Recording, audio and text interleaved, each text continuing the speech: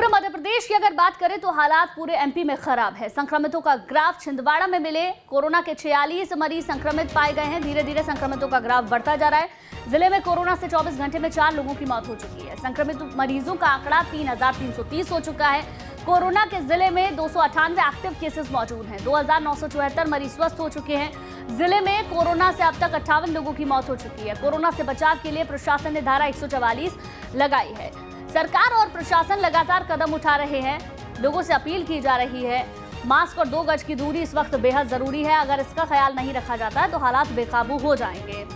महेश हमारे संवाददाता ज्यादा जानकारी के साथ फोन लाइन पर जुड़ गए। महेश, छिंदवाड़ा की स्थिति अगर देखें तो धीरे धीरे हालात यहाँ पर भी बिगड़ रहे हैं। कोरोना मरीजों की संख्या बढ़ने के साथ ही 24 घंटे में 4 लोगों की मौत हुई है।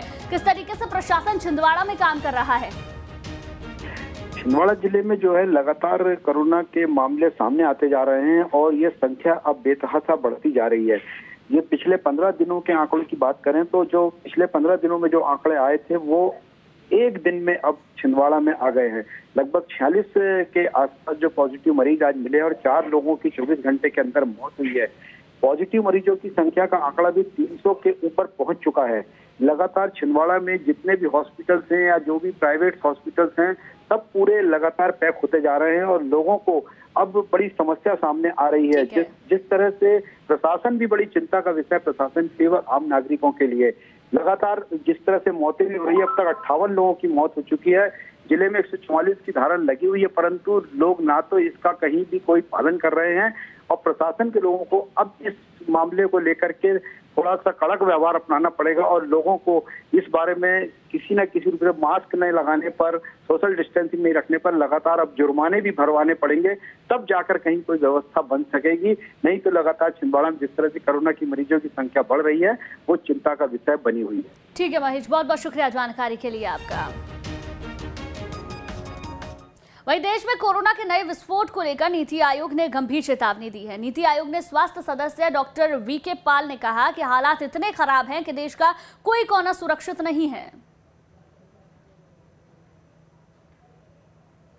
Last few weeks, the situation is becoming from bad to worse, and is serious cause for concern. In some states, in particular, there is a huge cause for worry, but I think no state and no part of our country, no district, no Zilla should be complacent. The virus is still very active, can penetrate our defenses, and when we think we have found ways to control the virus, it strikes back. It has done so in our country and it has done so in other countries. Madhya Pradesh में एक दिन में संक्रमित मरीजों की संख्या पिछले एक सप्ताह से बढ़ती जा रही है। पिछले 24 घंटे में 2173 नए केस सामने आए। कोरोना से पिछले 48 घंटे में 10 लोगों की जान जा चुकी है। मौतों के आंकड़े डराने वाले होते जा रहे हैं। पिछले एक सप्ताह में कोरोना संक्रमण के कारण 66 लोग अपनी जान गंवा चुके हैं। एक्टिव केसेस का ग्राफ भी तेजी से बढ़ रहा है। स्वास्थ्य विभाग की रिपोर्ट के मुताबिक एक सप्ताह में 58% की ग्रोथ हुई। प्रदेश में एक्टिव केसेस 16,034 हो चुके हैं। मध्य प्रदेश में सबसे ज्यादा केस वाले शहर भोपाल, इंदौर और जबलपुर में हालात बिगड़ते जा रहे हैं। राज्य में 63% केस सिर्फ इन 3 शहरों में दर्ज किए गए हैं। पिछले 24 घंटे में इंदौर में 628, भोपाल में 497 और जबलपुर में 148 है। यह स्थिति तब है जब रविवार को लॉकडाउन था और सोमवार को होली के त्योहार में सख्ती की गई थी।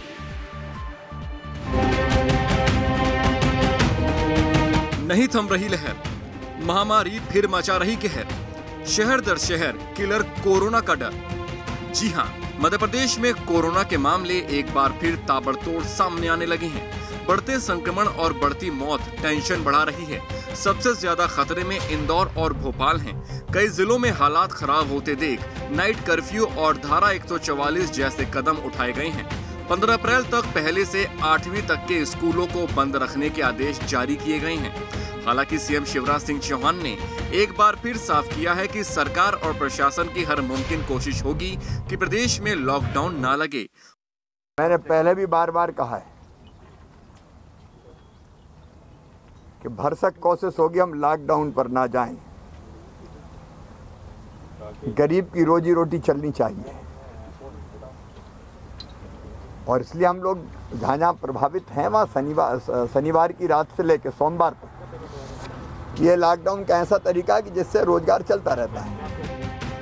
इसे लापरवाही का नतीजा कहा जाए या फिर कुछ और, लेकिन सच ये है कि महामारी प्रदेश में फिर से पैर पसार रही है।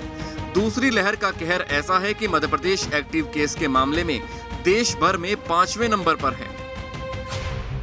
पहले नंबर पर महाराष्ट्र है जहां 3,37,928 एक्टिव केस हैं। दूसरे नंबर पर केरल है जहां 24,533 केस एक्टिव हैं। तीसरे नंबर पर पंजाब है जहां 23,868 एक्टिव केस हैं। वहीं चौथे नंबर पर छत्तीसगढ़ है जहां 20,181 मामले एक्टिव हैं और 5वें नंबर पर मध्य प्रदेश है जहां 16,034 एक्टिव केस हैं। चिंता इसलिए भी ज्यादा है क्योंकि प्रदेश में एक्टिव केस का ग्राफ तेजी से बढ़ रहा है। बीते एक सप्ताह में 58% की बढ़ोतरी हुई है तो संक्रमण दर 10.5% से ज्यादा पर पहुंच गई है, जो एक सप्ताह पहले 6.7% थी। पिछले एक सप्ताह के आंकड़ों पर अगर हम नजर डालें तो 24 मार्च को 10,047 एक्टिव केस थे, संक्रमण दर 6.7% थी। वहीं 25 मार्च को 11,004 एक्टिव केस हुए, संक्रमण दर 6.9% रही। 26 मार्च को 12,038 एक्टिव केस हुए, संक्रमण की दर 7.3% रही। वहीं 27 मार्च को 12,995 एक्टिव केस रहे, संक्रमण की दर 8.0% रही। 28 मार्च को एक्टिव केस 14,185 हो गए, वहीं संक्रमण की दर 8.9% रही।